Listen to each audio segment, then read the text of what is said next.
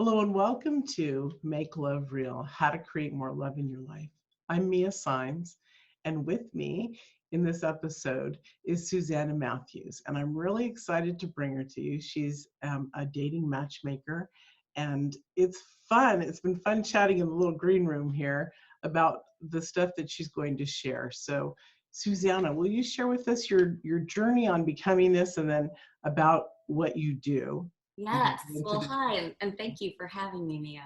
Absolutely. So I think my journey to date coaching, love coaching, matchmaking has some similarities to many people in that I found myself often preoccupied with issues related to relationship and questions related to relationship and why are things not working or why am I attracted to this person or things that were not going right in my life, and it had kind of become my life's work, my side hustle, if you will, to try to understand those things.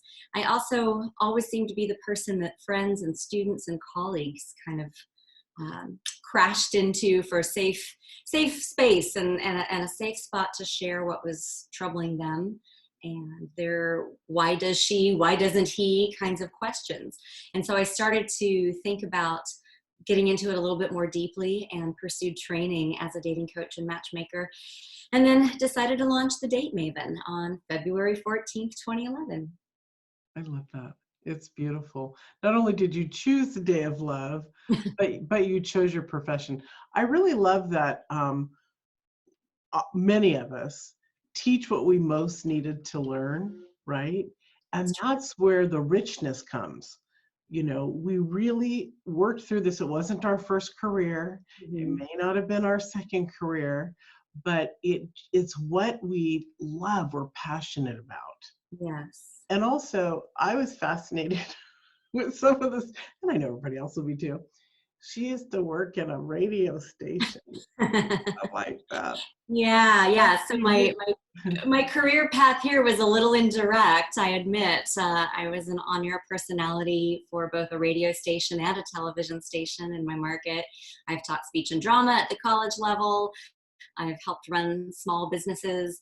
I've always kind of had that entrepreneurial bent somehow, though, or at least that desire to kind of create my own path and invent my own brand. And so yeah, I was willing to take that leap. That's awesome. And thanks for letting me share that because that was fun for me. I love that. Of course. We're going to talk about Be Love. And I love that you wanted to talk about that because love is my favorite thing. So,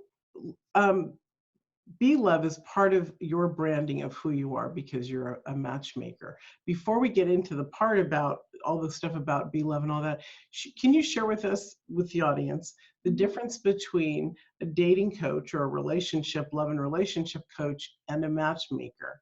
I know the difference, but most people don't. Absolutely. So yeah, we do have both service offerings for clients.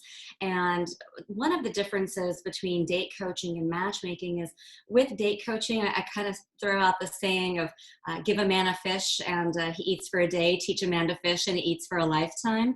So oftentimes with date coaching, we are teaching our clients how to be their own matchmaker, how to do the work themselves, both internally and externally.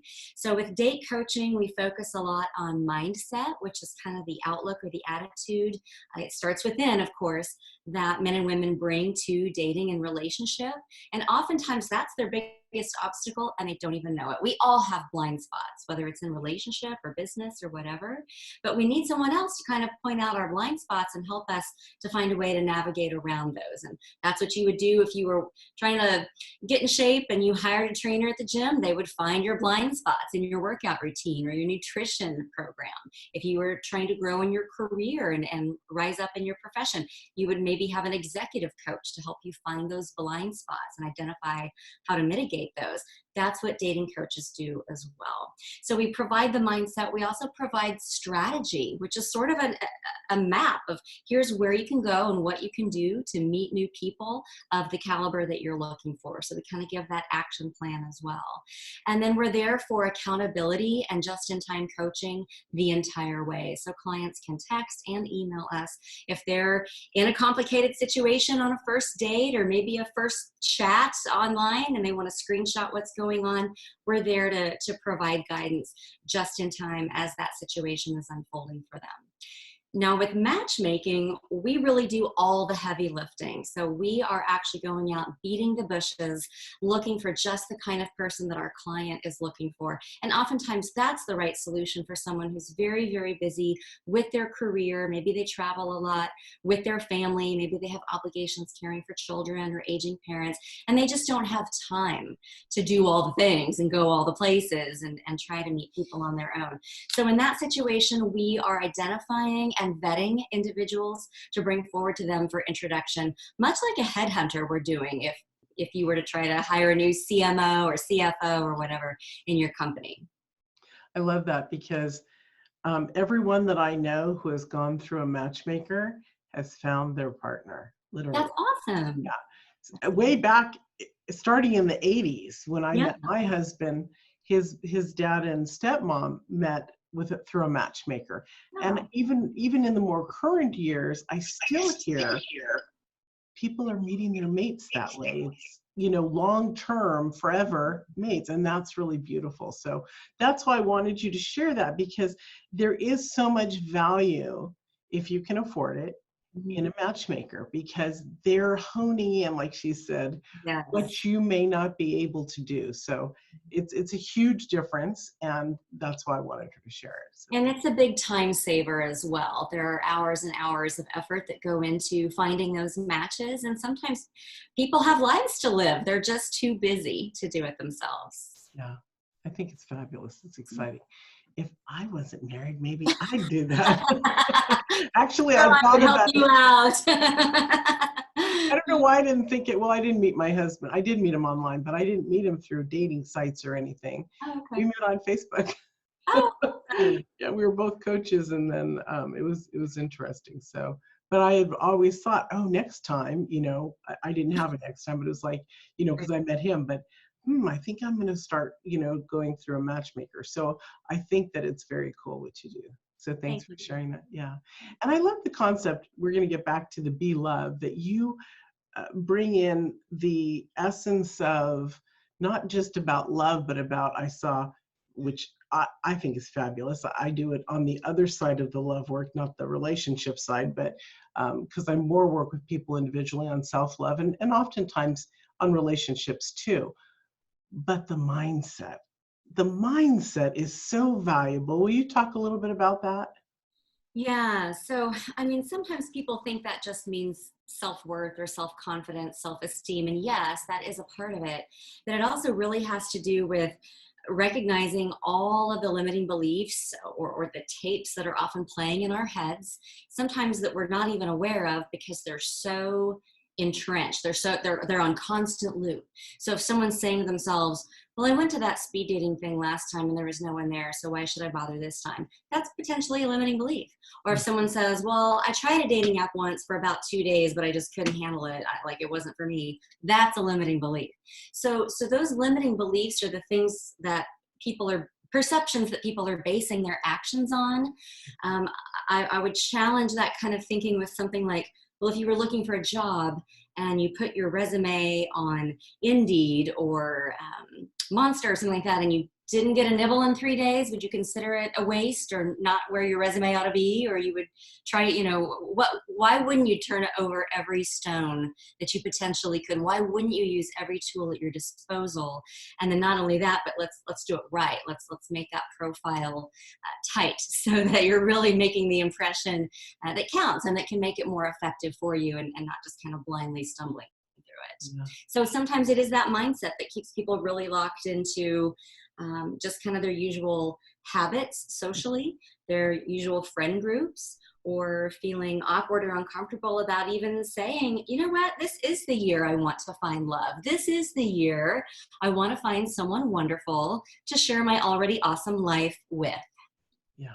I And think that attitude is far more magnetic. I think you would agree. It's far more attractive to other people than there's no one out there. Everyone's already, all the good ones are taken. All my friends do is kind of bitch about their online dating experiences. And so I will too. and when you get into that negative realm, Mm-hmm. what you're going to find is negative. Absolutely. You will attract that. It won't be beautiful, it won't be flowing, and it won't be love. So share with us the part of your business that ignites you with the be loved part, because I love love. Well, I actually have to credit my significant other with bringing that lens to the forefront and really preaching that, if you will. And it has a lot to do with just kind of show up as the person that you want. So if what you want is these 6 points and you want a 6-pack abs and a 6-figure income and this, and this, well, you have a greater chance of attracting that if you are those things as well. So that's part of it. So it's recognizing that I've got to be the dream if I want to get the dream. So that's part of Be Love. A lot of people will say, well, I'll try to flirt if I show up and they look good, or they make me feel good, or they make me laugh, or, then I'll try to engage, or I'll spend time on how I look if I get to the date and I feel like, okay, I might be interested. Instead of waiting for the other person to kind of do all the work and impress you and dazzle you, it's about just show up as love, no matter what. Show up with the expectation that worst case scenario, I'm going to have a good conversation with someone new I've never met before. Doesn't matter if I marry them. Doesn't matter if I never see them again. I'm going to give them my full time, attention, and energy. And if nothing else, they're going to know I was present and I was being loved. I love that, because people allow their fear not to let them be loved. They, that sense of the inner child is like running the date, instead of the mature woman or man. Yeah. And that's really beautiful. The presence part, the not being afraid, the opening up. Those are very powerful tools to use on dating. Absolutely. Absolutely. It also puts you in a position to give grace. So we're not all smooth and eloquent all the time. We're not all perfectly coiffed and poised and pressed and put together all of the time. Sometimes we're awkward because that's how human beings are. Sometimes we're fearful because that's how humans are. Sometimes we're nervous. And so if you are being love, you're actually creating a safe space for the other person to be very imperfect and still be okay and still feel accepted. Yeah. I don't know why I'm focusing in on my very first date after my longtime first husband, my children's father.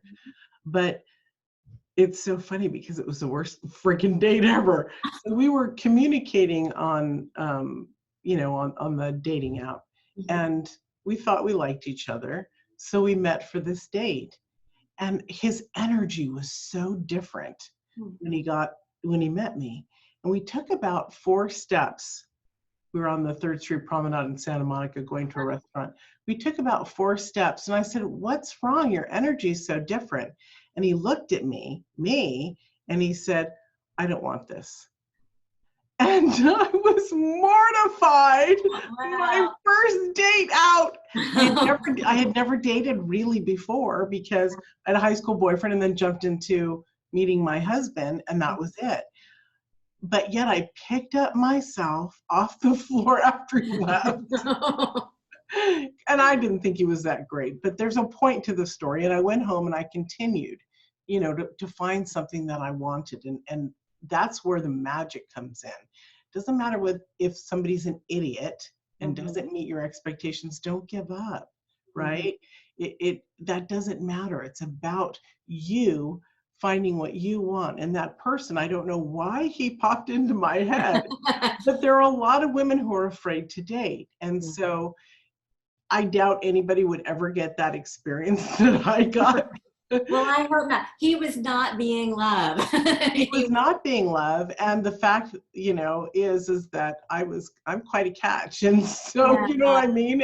And it wasn't arrogance. It was really, I guess the point also is it was the universe, God, whatever you want to call it, higher self, not putting me in the wrong situation. He was not the right person for me, and whether he understood it or not, whatever.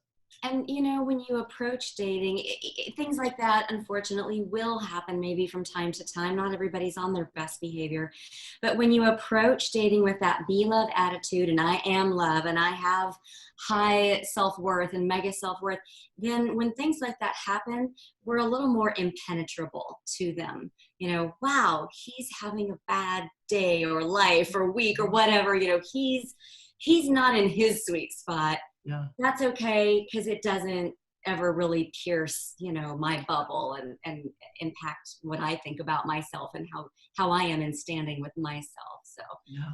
And I've never shared that before with another living soul, ever. Wow. Yeah, because it was that pain. It was painful. It was that painful.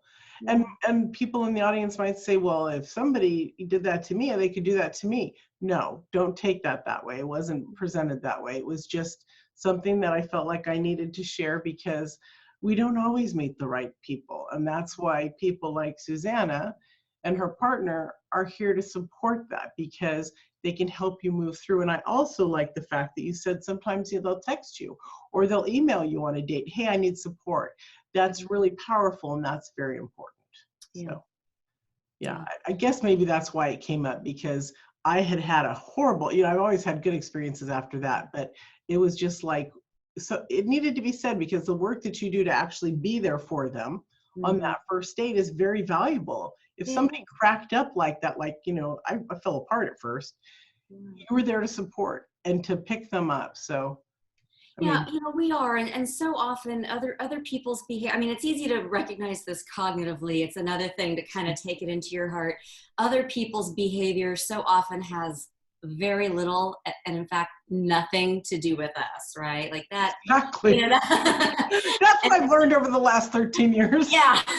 It's easy to say that. I know it's another thing to really absorb that at the cellular level, but that's the goal, right? Is to realize, like, I could be love and show up, and that person could still be a giant jerk, but it had zip zero zilch to do with me, and I may not understand why it happened. I may not understand what psychologically motivates him or her to act that way, but at the end of the day, I don't really need to know, because I'm still okay. And I think that's a big boost that coaching provides for people, is that knowing that you're going to be okay. Yeah, I think maybe that's why that came up, because it is about you're going to be okay, and that it's somebody else's issues and not us. If we go in as love and excitement and it doesn't work out, it's okay. There's something so much better. Thank God I wasn't stuck with him, when I think about it, and women are like that, right? They feel like some women feel like, well, we're getting along, so I have to stay on this and see where it goes. No, you don't. What do you say about that? Well, I think oftentimes we do take it too personally. Women and men both. Men, sometimes we have this perception that they're just so brazen and so hard, but sometimes they're sensitive creatures too. And being love can be just a matter of prioritizing someone else's interests or passions. We had a client recently who he was communicating with a woman online, and she was excited because it was snowing out. And his response was, "Oh, I hate the snow, and it's terrible, and I don't even have a window nearby, and blah, down with snow." And we said, "Hey, stop right there, backtrack. If she loves the snow, then show up as someone who's at least curious about, what do you love so much about the snow? What is it about the snow that gets you excited? I've always kind of been more of an indoorsy person, but I want to know how you think and how you feel." That's being love, not saying like, "Oh, well, if we don't both like snow, we're not a good match." That's really, it's being selfish to think that way, right? It's being really, really self-involved to think that way. So figuring out what ignites the other person, what is it that sparks joy for them, that's being love. That's beautiful. This is why that popped into my head, because it's really valuable because the constructive connection with people, that's what we're here for. We're here to love on this planet and to be loved and to be loved. I love Yes. it. Yeah. Yeah. I believe that. I mean, that's kind of my theology, if you will, is that we are wired to seek it and crave it and give it. And that's, you know, it doesn't mean you can't be content and satisfied without a partner or a pet or, you know, someone who's really important to you and that you have intimacy with. But I do think that to really live an elevated life and to really sort of maximize who we are and what our potential is, I do think that that's often done in partnership. Our biggest spiritual and psychological growth opportunities, they happen in partnership. They're supposed to.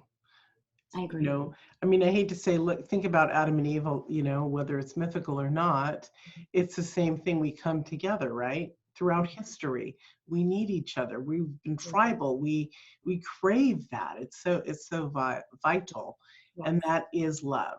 So I love that you brought that up. Thank you. Would you like to share with us your free gift? Time flies. Yes. Doesn't time fly? It sure does. Wow, that's amazing. So we are offering a mini dating audit and strategy session. I know that's a mouthful. We work with, actually, in spite of all this Be Love talk, we work with a lot of engineers and left brain people in our practice. And so the dating audit and strategy session is really an opportunity to kind of lift the hood on the engine and look at what's going on in your dating life, if you have one, or if you don't, what's going on in your social life, or what would be there if you had one, and figure out what are kind of your assets that you can maximize in terms of connecting further with people and meeting the kinds of people that you want to. And then what are the liabilities? That might be work issues, lifestyle issues. It might be those mindset issues. What are the things that are working against you in terms of getting what you want? And then we strategize how to overcome that over the next 4 to 6 weeks. What are some things that you can do to take immediate action on to change the trajectory and change the momentum that you're having now?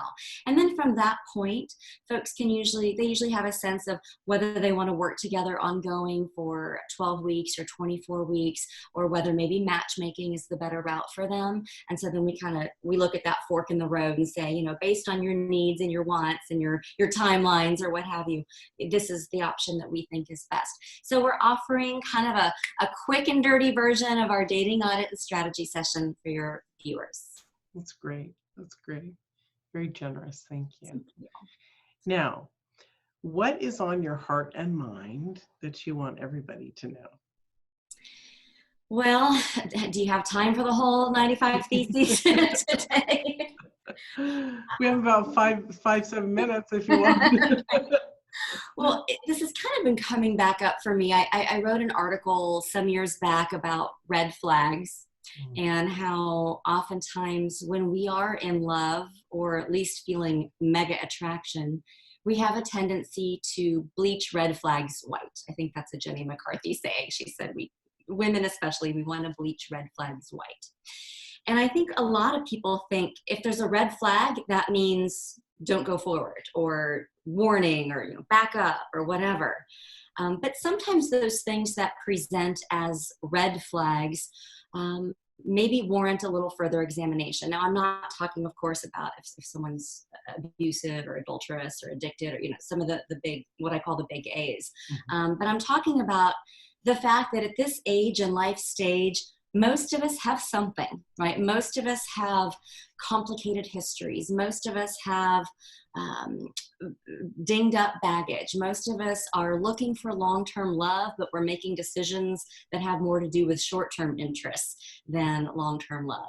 Most of us have some childhood experiences that have shaped who we are and what our attraction or what our attachment style is, and that impacts how we work in a relationship.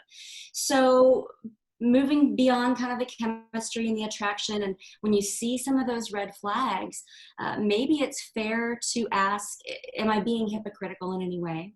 Is this really a red flag that means, over and out, peace out, this is my exit? Or is it a red flag that maybe is more of a mirror of something I'm showing, or more of a mirror of an issue I need to deal with, or I need to process? Again, I'm not saying what to do. I'm just saying take a moment to examine and evaluate that, because sometimes the things that are triggering me the hardest are the things I need to work on and heal the most. So just maybe take a moment to consider whether those red flags are really as alarming as you think they are, or if it's just showing you an opportunity to do some work within yourself. That's really brilliant because, again, mindset, right? We believe something, and so it could trigger us. When we look at it in a different light or different framework, Mm-hmm. it's not an issue, Yeah. right? Because we've cleared away the fear or the stuff that we've heard from years ago or whatever it is. And I don't know how to say this, but sometimes humans, men and women, don't mean to, but they trigger each other even in conversation. Oh, yeah. So look at, like she said, look at the red flags, because it could just be somebody's nervous. And so they say something that seems like, oh, it's a red flag, and it might Yeah. not be. Yeah. Yeah. That it's real common for people to get reactionary about those. So just slowing down a little bit. Yeah. I had not heard that from Jenny McCarthy. And I really like that because that's really true. A lot of times we either want to bleach it out, you Yeah. know, or run, you know. Yeah. So it's about being present with it and examining what's really going on in our life. I love Yeah. that you said that. It's beautiful. Yeah. Thank you. Thank you so much. Thank you. It was a pleasure to have you on and to get to know you. Thank you. Oh, it was my pleasure as well. I would love to hang out and chat in person sometime. I would love that too. That would be great. And thank you everyone for joining us. We'll see you in another episode of Make Love Real.